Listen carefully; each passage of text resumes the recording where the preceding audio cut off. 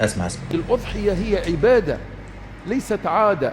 الأضحية هي اسم لما يضحى به من النعم تقربا إلى الله تعالى في عيد الأضحى المبارك وفي اليومين المواليين. يعني لما نقول الأضحية هو اسم لما يضحى به، أي ما يقدمه الإنسان كأضحية في عيد الأضحى المبارك وفي اليومين المواليين.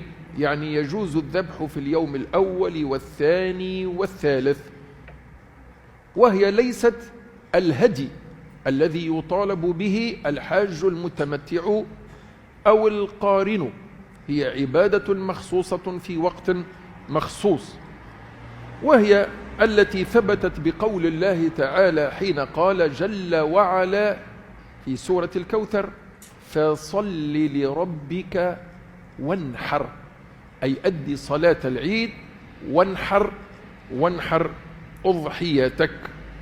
وقول النبي صلى الله عليه وسلم حين أبرز قيمتها ومكانتها فقال: ما عمل آدمي من عمل يوم النحر أحب إلى الله تعالى من إهراق الدم.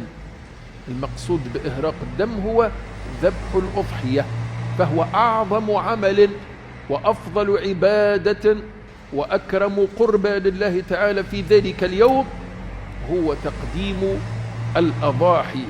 قال: وإنها لتأتي يوم القيامة، أي في موازين حسنات المضحين، وإنها لتأتي يوم القيامة بقرونها وأشعارها وأظلافها فطيبوا بها نفسا.